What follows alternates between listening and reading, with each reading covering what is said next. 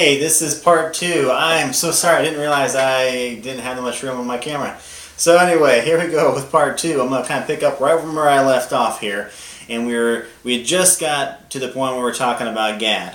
And it says in Genesis 49:19, a troop will troop on him, but he will troop on their heel. And in the English, that really doesn't make any sense. A troop will troop, and he will troop. But if you read it in the Hebrew, it makes a little bit more sense. It says, an army will invade him, but he will invade on their heel. In Judges 10, we see the Philistines, and they were vexing Israel. They were annoying them. They were always in their face, on their land, causing ruckus. And so here, after 18 years, it says, of this ongoing frustration from the Philistines, finally, Gad turns on them, and they invade the Philistines, and they get them out of the land. They attack, they got them out. In Deuteronomy 33:20, Moses is talking about them as well, and it says that they dwelled like a lion, and they tore the arm with the crown of the head. They were ready to attack when the time came to attack. A troop will troop. An army will invade. But they, Gad's people, Gad's tribe, will invade on the ones who have been invading them. That's good stuff. Makes a lot more sense when you read it the right way instead of just how we put these English words in here and it doesn't really mean the same thing. So let's look at Asher. Asher means happy. And so here we have Asher's prediction, or Asher's words from Jacob, saying that they would be rich in food and the food would be fit for a king. And Asher would enjoy the rich products of the land. And we see this, again, looking at Deuteronomy 33:24 this time. It refers to the land, but it refers to the fact that there would be some kind of an abundance coming forth, or what's believed as to be oil coming forth. Now, the cool thing, and this is how, like I was telling you about, how everything fits in like a puzzle. Like this piece right here goes right there. Here's the cool thing about this is that just recently they began to find oil in Asher's land. The land that was originally given to Asher. They're finding oil. And so it goes back to this whole thing about how God has everything under control and everything fits, and it didn't really make sense then, but it makes sense now. And so it's just another indication that God has everything under control. Got a couple more brothers for you. Naphtali, it said about him that he would be a doe set free, bearing beautiful fawns.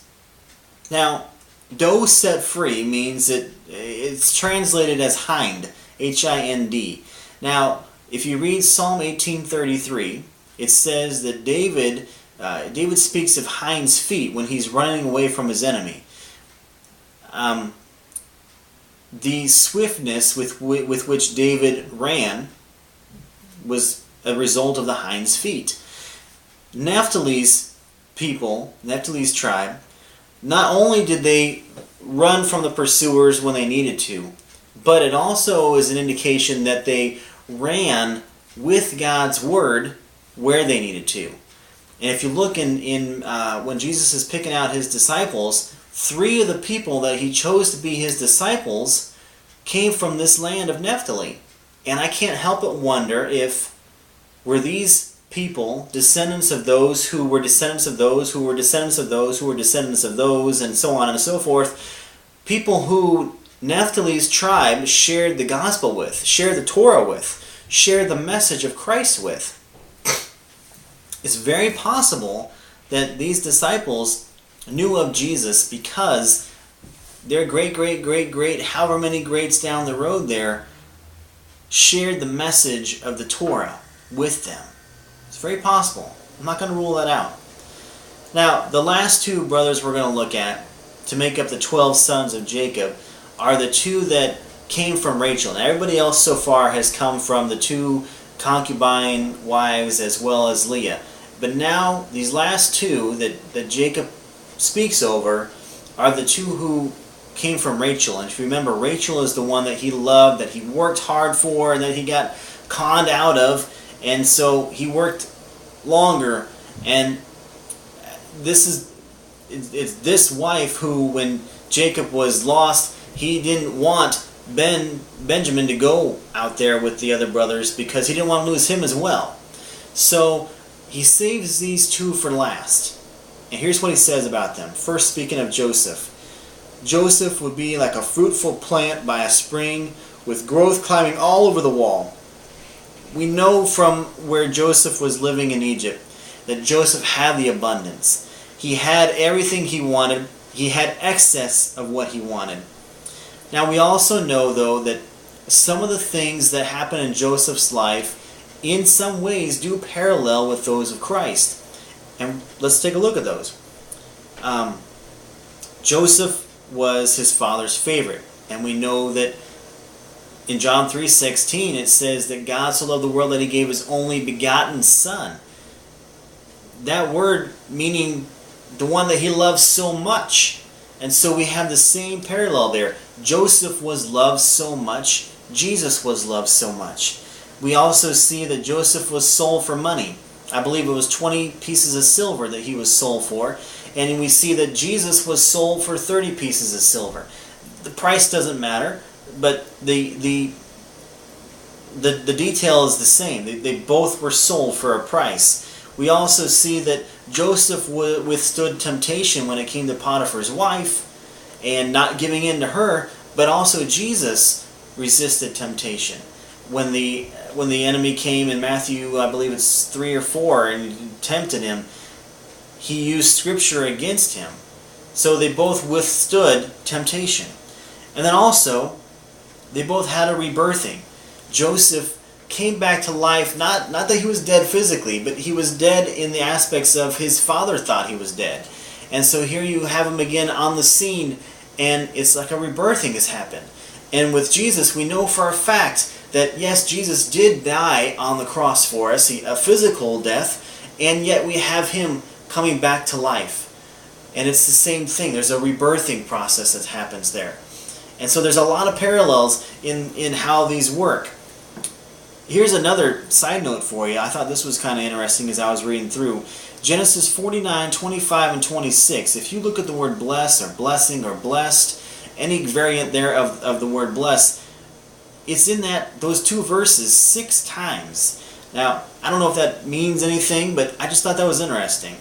And we also see in the life of Joseph here that just as Judah got the double portion when it came to leadership, so now we have Joseph getting the double portion of land, because if you go back a chapter or two in Genesis from where we are in 49 here, you find that Jacob prays over Ephraim and Manasseh, and he claims them as his own. Now, how do we get the 12 tribes? Because Joseph didn't get anything and Levi didn't get anything.